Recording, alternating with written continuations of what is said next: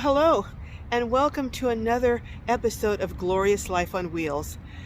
In this video, I'm going to share with you two injuries, very painful injuries I have suffered as a result of being involved in van life. Who knew? I certainly didn't know, or it didn't occur to me that these kind of injuries could occur because of being in van life and driving long distances. But it did happen. I'm in the process of dealing with these injuries right now, and I'm going to share with you what the injuries are, what some of the symptoms are, so you can be on the lookout, and more importantly, maybe so you can take steps to prevent yourself from suffering or sustaining these injuries. And I'm going to tell you what some of the treatment is in case you do or are suffering from these. Now, I want to give this disclaimer right now. I'm not a doctor. I'm not a medical professional. So if you have some of the symptoms that I'm sharing with you, don't listen to me. Go to a doctor, a licensed, credible doctor, and share this information with them and get their advice. But anyhow, come on, let's chat, shall we? And I'll tell you what happened to me and how it happened. Well, I thought it would be most appropriate to do this video at the scene of where I suffered my injury, and that is the driver's seat of my van, of all places. Let me start at the beginning. About a month ago, I started having really severe, and I mean severe, pain on my left elbow. It was really particularly bad when I'd get up in the morning and when I would, go to open and close my arm or move it, it would just be excruciating pain. And I was thinking, what is this? Just I'm getting old, or is this arthritis setting in? I didn't know what it was. But about the same time, my right heel, I guess it would be called the Achilles heel, the back part of my foot, my heel, when I would step down, again, it was worse in the morning, but when I'd step down, and you know how when you walk, you kind of bend your foot forward a little bit, you move it up and down, it would have a shooting pain running through my heel and up my leg. I never connected the two, and I never connected it to van life. But I was at lunch with a friend yesterday, and I was telling her, I am really having excruciating pain in my left arm, in my elbow, particularly on the inside of my elbow when I move it, and in my right heel. I don't know what's going on. And she immediately said, maybe it's connected or related to the trip that you just took. When you drive, you use your left arm mostly, because I'm left-handed, and you're using your right foot for the pedal and also braking.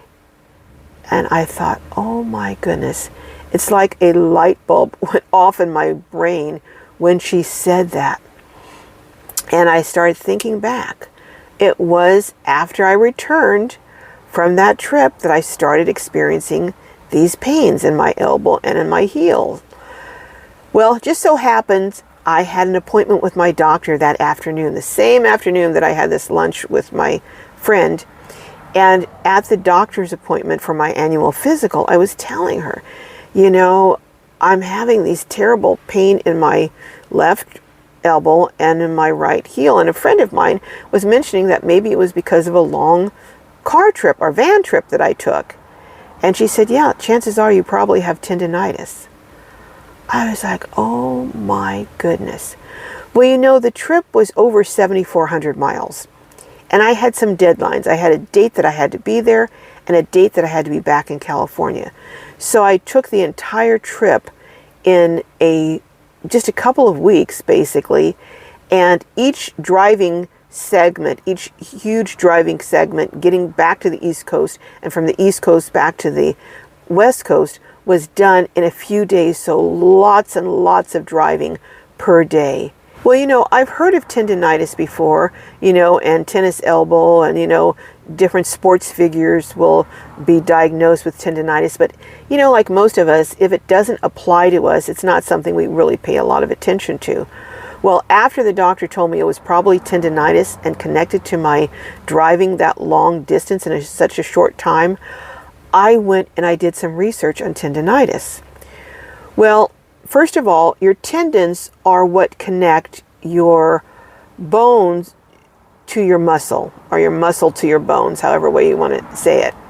Tendinitis is when that tendon that connects your muscle to your bone gets inflamed. And so I thought, well, what are some of the causes? So, I like to dig deep into things. So I looked it up, and believe it or not, taking statins for cholesterol can cause it, which I do take.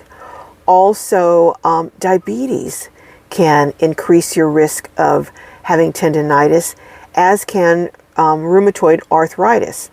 And another thing I was reading was that you're more at risk to getting tendinitis as you get older, because these tendons become less flexible and more likely are more at risk to be injured.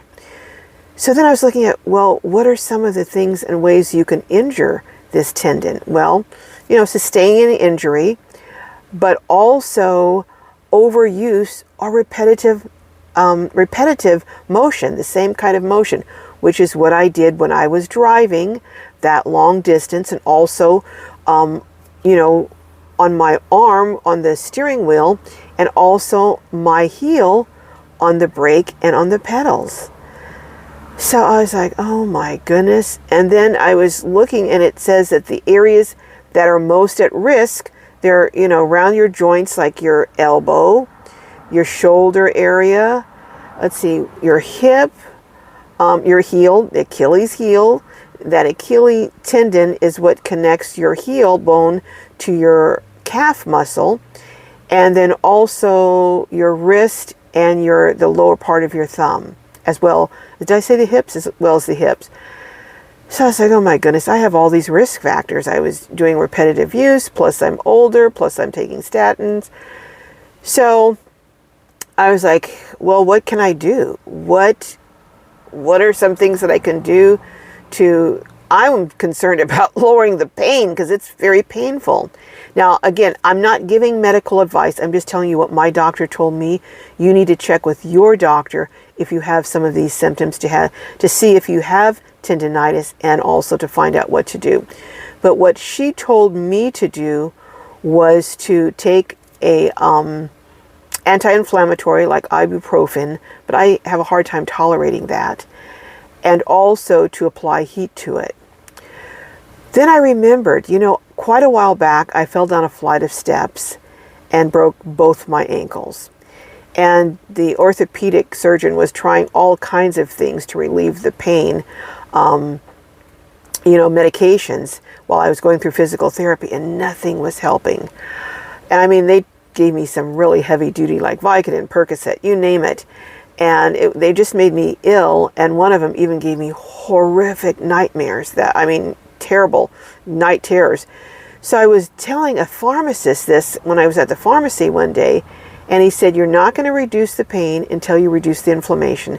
And this is what he suggested I do, that I soak my ankles in warm water with Epsom salt, and that I take a leave on a full stomach after a meal.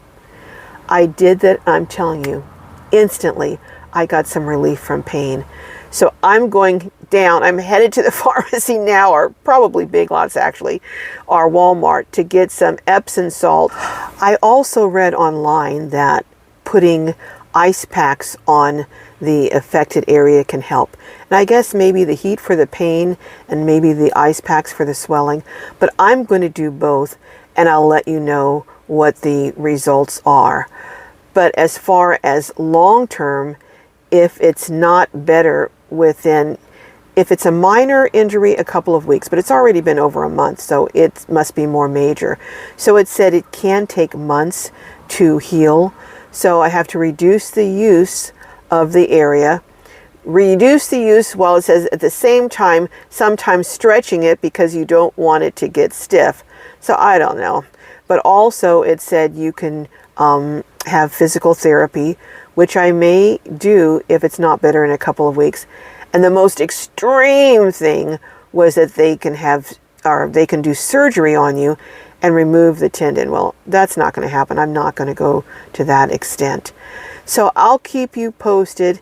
And if you have some of these symptoms, you might want to really check it out and go to the doctor and find out if in fact it is tendinitis. And another thing that you can do, I was reading, like I said, I'm not an expert, but it was saying you can, to better diagnose it, you can have an x-ray or an MRI. I don't know. Do your own research and find out. I wanted to share my experience with you, so maybe you could take steps to prevent this from happening to you. And one of the things I'm going to do in the future is I'm not going to do any cross-country rapid trips. I'm going to stop every so often. I'm going to take breaks, and I may even put ice or heat, apply that to my arm or my 2 areas that I'm having problems with now as a preventative measure. I'm going to do some stretches, and I'm not going to just push, because given my age, I'm now at higher risk, and I would imagine now that I've already injured these 2 areas once, that they're also more susceptible to be injured again. But I just wanted to warn you, take precautions, don't drive long distance without plenty of breaks and maybe exercising those areas. And if you have that kind of pain in some of the areas that I've identified, go get it checked out, because if it gets worse, you may be in a position where you'll have to have surgery. I hope this video was helpful, especially for those of you who are in van life or who drive long distances. Hit that like button if you would. It really helps my algorithm and helps me to bring you more content like that. And if you're not subscribed, for crying out loud, what are you waiting for? Hit that subscription button and that bell so you can get notifications on more great content like this coming up. And join us at 3 p.m. Pacific and 6 p.m. Eastern every Saturday for a live where us Globies get together and just talk and visit and have a grand old time. All right, I will see you down the road, and may your journey be filled with joy and blessings. See you next time.